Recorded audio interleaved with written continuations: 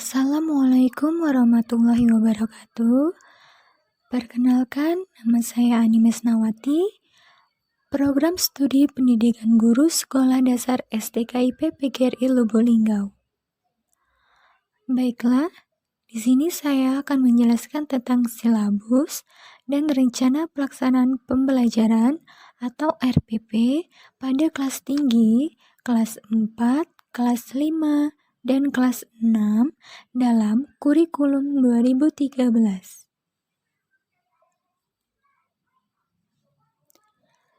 Pengertian silabus.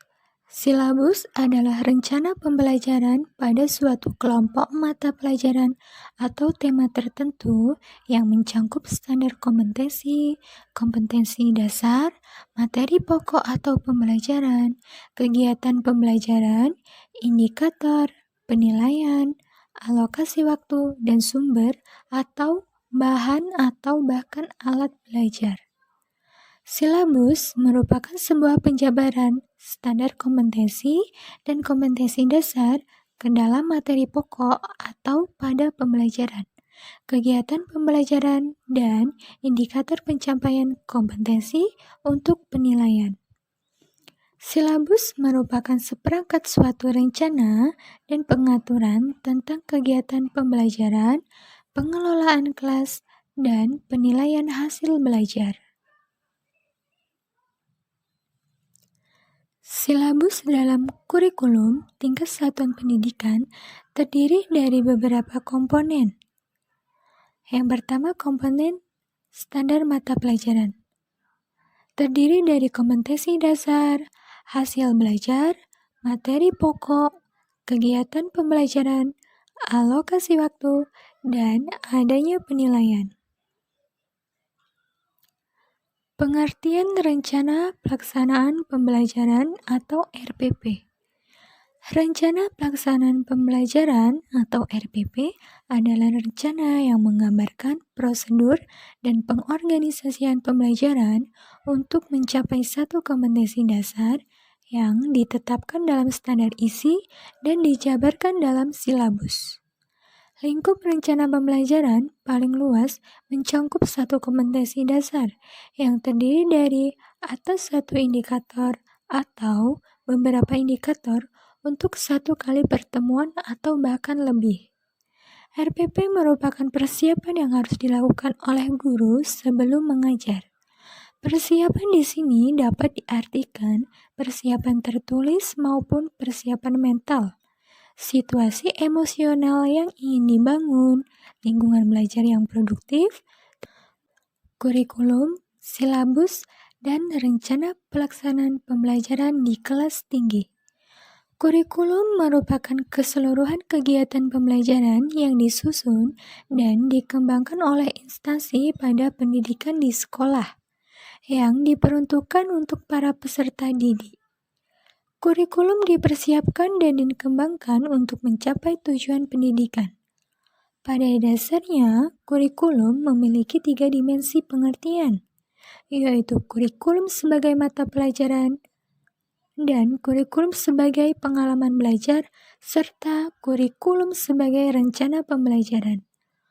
Pada kelas tinggi, kelas 4, kelas 5, dan kelas 6, dalam suatu pembelajaran yang dilakukan secara logis dan sistematis untuk membelajarkan peserta didik tentang konsep dan generalisasi sampai dengan penerapannya, yaitu menyelesaikan soal, mengaitkan, menghubungkan, memisahkan, menyusun, menderetkan, melipat, dan membagi. Kurikulum yang dipakai menentukan karakteristik dan silabus dan RPP yang akan dibuat oleh guru, dan untuk itu ketiga hal tersebut, kurikulum, silabus, dan RPP. Bagian-bagian pokok silabus, rencana pelaksanaan pembelajaran, dan kurikulum sekolah dasar kelas tinggi, kelas 4 sampai kelas 6. Struktur kurikulum merupakan pola dan susunan mata pelajaran yang harus ditempuh oleh peserta didik dalam kegiatan pembelajaran. Kedalam muatan kurikulum, setiap mata pelajaran pada satuan pendidikan dituangkan dalam kompetensi yang harus dikuasai peserta didik sesuai dengan beban belajar yang tercantum dalam struktur kurikulum. Muatan lokal dan kegiatan pengembangan diri merupakan bagian integral dari struktur kurikulum pada jenjang pendidikan dasar dan menengah. Struktur kurikulum SD meliputi substansi pembelajaran yang ditempuh dalam satu jenjang pendidikan selama 6 tahun. Struktur kurikulum SD disusun berdasarkan standar kompetensi lulusan dan standar kompetensi mata pelajaran. Seluruh kegiatan yang harus diikuti peserta didik dalam 1 minggu. Untuk kelas 4 sampai kelas 6 memiliki beban belajar sebanyak 36 jam dalam seminggu. Dalam struktur kurikulum, alokasi waktu belajar mata pembelajaran per minggu terdapat perbedaan, yaitu terdapat kelas rendah dan kelas tinggi. Kompetensi inti atau KI 1 pada kelas tinggi selain menerima dan menjalankan siswa juga dituntut dalam menghargai ajaran agama yang dianutnya.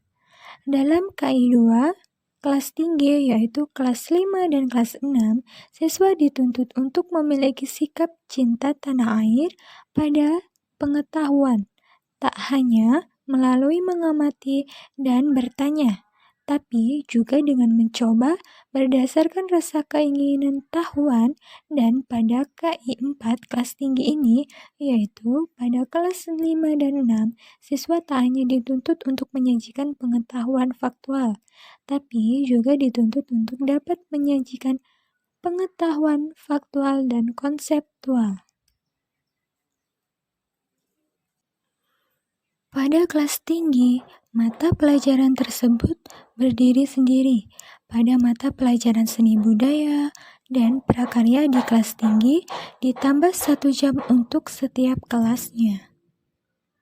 Baiklah, sekian penjelasan materi dari saya. Semoga bermanfaat. Terima kasih. Wassalamualaikum warahmatullahi wabarakatuh.